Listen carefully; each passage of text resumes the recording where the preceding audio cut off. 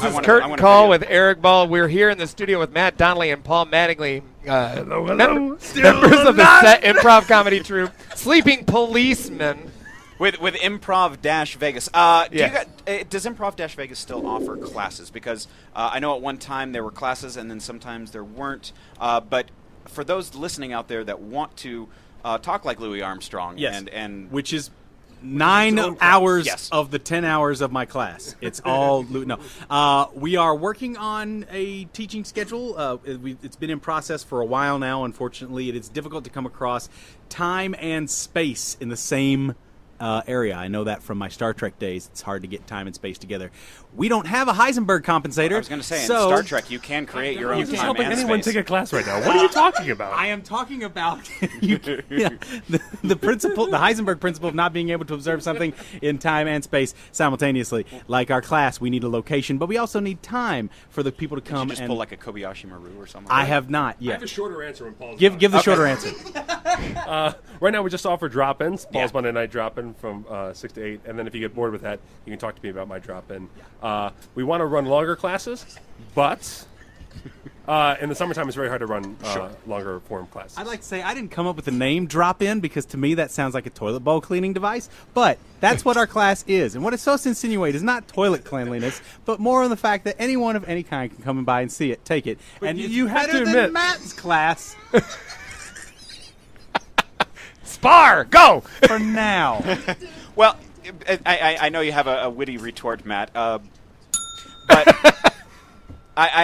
but for those listening, Improv-Vegas does occasionally have some workshops because I know that I like how poised you are. We've had Rob Belushi. I'm the straight guy. Not to suggest that. For now. Listen. Well, what did Einstein say about Rob Belushi's workshop? He said it was explosive. Matt teaches a phenomenal writing workshop. Okay. So if you're in the mood to learn some comedy writing, definitely take Matt's comedy writing class when he offers that from time to time around town. And if you come to Improv Vegas, if you come to our set show, you can meet Matt and I. We're pretty approachable, and you can actually that's the key. Hang out for a couple of shows, and you'll get to meet so many people who are interested in either starting up a new troupe or having a class taught or something like that. That's really what it's all grassroots. I'm so happy of Happy Hour. So happy of I am so happy of Happy Hour. I'm proud of those guys because they've taken it upon themselves to start a whole nother little side venue with more improv, and more improvisation in town is what we need. And so come to the classes, come to the shows, meet Matt, and take classes. The classes from and us. the shows, all the work, anything that you guys are involved in, they can find this information at the Onyx Theater website, right? At the improv-vegas.com website. Improv-vegas.com. Yes. Improv- I mean, the bottom line is that like improv is a very social thing, and so like a lot of people are interested in it. And what set does, with all the different experience levels and the different access people they give you to the stage, it's just a big social thing. So, right. And if you want to meet people that maybe you want to perform but you don't have anyone to perform with, like set's a great kind of community pond to go down and figure out if you can find other people who want to play. A lot of groups just start that way and then go off and do their own things. Like Paul said very inarticulately, we're very happy that groups like Happy Hour, they start they start off at set and they grow up and start to become their own comedy force and they become their own comedy identity and they do things outside of set. Yeah. That's nothing but good things happening for us. And I will say for the two of you that you are both very giving performers on stage, and I mean that in a in the sense that you both offer a safe environment. When the two of you are on stage together, it's no holes barred, but you're both if you're with somebody less experienced, you are very generous. Gentle. Thank you for that, Glenn. Yeah. Thank you. I appreciate you calling me a giving performer. I'd like to think of myself more as forgiving when I'm on stage with Matt. But I think what Beardy here was trying to get across before was, it's a community, right? And I think we did just start our own Facebook page, Improv Vegas Facebook page. That is true. And Paul, forgive Paul, English is his second language. Klingon is his first. I think what this Keebler Elf of a human being is trying to say is just come on down on Monday nights, check it out, and you'll figure out what to do. I think Matt can eat my uncommonly good crackers all freaking day long. That's what I got to say. And at least one of us has a tree that he can go home to, all right? Matt, what brought you to Vegas? Because you've been here for about 5 years now? Yeah. Close to? Sold all my belongings, put it all on black. I hit. And then I became 7-star at these casinos. Well, speaking of I black, just you performed hang out. with Wayne Brady, so... Primo segue, Glenn. Primo segue. Yeah, no, and a lot of people want to know, and I'll just confirm, yes, he is black. Okay. So good to know. But you were in the show at the Venetian? Yeah. with him for I a short auditioned time? for him actually in New York, and then I happened to be in Vegas, so I was a local hire. So he tried me out for like 3 months, and I got to do these games in front of like 700 people a night for like 3 months, and that was thrilling. I mean, I've never done improv for such large crowds, so many days in a row. It was fun to go to work. It was just awesome. That's cool. Yeah, it was great. It was a great experience. He was a great guy. Then he packed up and went to host Press Your Luck and all that other stuff. So Yeah. things come and things go, but it was a great experience. And you've had some success locally with the tarot reading improv show. Yeah, time and time again. And I know that's something that you've worked on as your own little. Happy Hour has their whatever thing that they do, but the tarot card, I love how you put him in the corner too. But they don't have a mic and they're slashing improv their for wrists. homeless at this people is point. very important. Yes. They're the ones without a voice, guys. And a We've home. got to give them a home. We can put a head mic on him. That's a very unique thing, and I always enjoyed it. I got to see it a couple of times. Thanks. Yeah, I mean, I just thought when I came here, it was hard to figure out where improv was as someone who just moved here. And so I was trying to kind of put improv on a higher platform. So Emily Gillette, who's wife of Penn Gillette, produced the show and got behind me. And I just made myself kind of like the face of it. But it really was a chance to just show Las Vegans that there was a lot of talented comedians. And you in town. did use, I know Paul And performed. Paul was in, I think, every Michael Hartman show. a couple of And then, times. and what it was I did tarot card readings, very comedic tarot card readings of celebrities. And then we would do an entire improvised show based on whatever came up. A long form Yeah, session. a And long so form. your structure was, and you would get some celebrities. I wish he don't brought his remember- tarot cards. I don't remember who you... Where's this radio so we can just pretend like I have? Did you bring him? We have the internet. You can, you call up an image. It's as good as having them. You know what?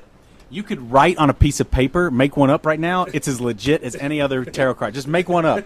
Call it Tarot card? The captain of lemons or something. That's as legit as anything. You will be a jazz musician. Like, seriously. The captain of I'm lemon. the captain of lemons. I pilot the citrus ship. Hello. Lemon captain on the citrus ship. He drew a card, and it's the page of dillweed. The page of dillweed. So okay, so let's go through how it would go if we were pulling this card. So what Matt would do would be he'd pull a card for a celebrity and show the card to the celebrity and the audience, and then he'd throw it to me, and I would read the description of the card to the audience and the celebrity to try and inspire some anecdotal information from the celebrity. So let's look at page of dillweed. Let's say you're Okay. reading Glenn's. All right, well, let's do Glenn here. So Book of dillweed for you, me. You pulled the page of dillweed. All right, it says page of dillweed. It reads right here. It says, "Focus on your future, page of dillweed, for you see all." Yes, this page card means that tomorrow is today, and yesterday is in fact found. Forget your yesterdays, because the next week is where it really counts. Your through thoughts are honest. Your not through thoughts are false. Please make sure that you remember wealth falls in the house of Jupiter and prosperity in the house of Mars. Don't confuse the two, because a negligent hand is the tool of an imp. Paul's really not far off of that being a legit interpretation of the tarot card. I was waiting for the House of Pain, but... No, they all, and so it really is like that. And so then I would ask you as my guest, did that, I know it's a very broad-stroked, weird interpretation, but did that make you actually think of anything in your life? that just made me think of how amazing Paul is at just coming up with stuff off the top of his head. Because that was all off the top of his head. We're talking about you, Glenn. No, this is... No. Focus on We're also attempting to recreate an interview Yes, situation. I Which is a understand. little awkward. This is like looking into a mirror within a mirror right now. A mirror within a mirror. Because we're in an interview, and then we're trying to recreate a faux interview. Oh, wow. I hadn't thought of it that way. Yeah. Thinking about all my past tomorrows being today. It just kind of alludes to the fact that if I want something, I need to do it today. And then let me just go ahead. So what are you up to? Like, what's your latest ambition? I've been really happy lately, with all the theater that I've been doing and being in a healthy relationship.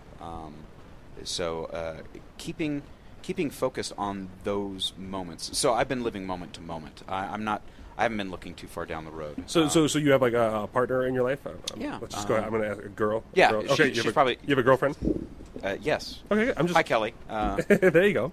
Well, what was the last thing that you like? What was like a great little moment you've had recently that made you understand that it was like a great thing? Of course, not anything you want to divulge to us, like a story rather than like an experience. They're very simple things that I guess in the early moments of any relationship, you have those nice moments where you realize something is working, and so there's a lot of positive things that we're both seeing in this relationship that we never had before. What the?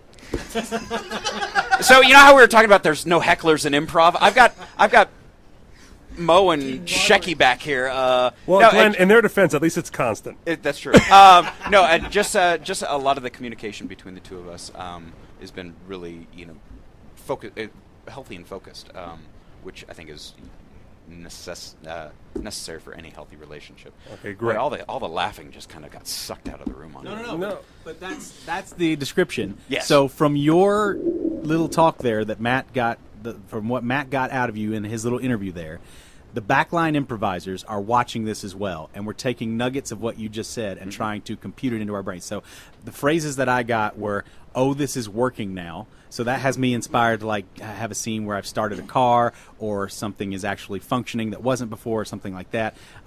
I heard moment to moment, so there'd be a moment to moment kind of thing. Yeah, I thought of moment to moment. I would have done a scene where I walked in Starbucks, ordered something, and immediately changed it and said, "Sorry, I'm living moment to moment." There you go. And I would have harassed whoever was working. And I might have like started a talk show called Moment to Moment.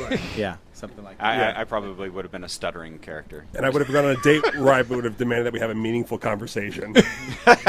And then just would have picked on my scene partner for not being meaningful enough. Yeah. So that's it. So that's Nice. like we drag all these little elements out, and that's how we get people to talk. That's how Matt gets them to All talk from about the stuff. page of Dillweed. And, Yes. and what's great about that is that that these two sitting here, and certainly with the other performers that did the tarot card reading, you guys always play to the height of your own intelligence, and you never play down to the audience. If the audience doesn't quite make that connection, you guys don't care so much because you're staying true to the form on stage. And I think that's why, at least I can say that's why I've enjoyed working with you guys performing on stage. Oh, well, thank you. Yeah, I mean, I don't really even look at it that nobly. It's just a matter that, like, improv, when you're doing not games, you're just saying, Sure.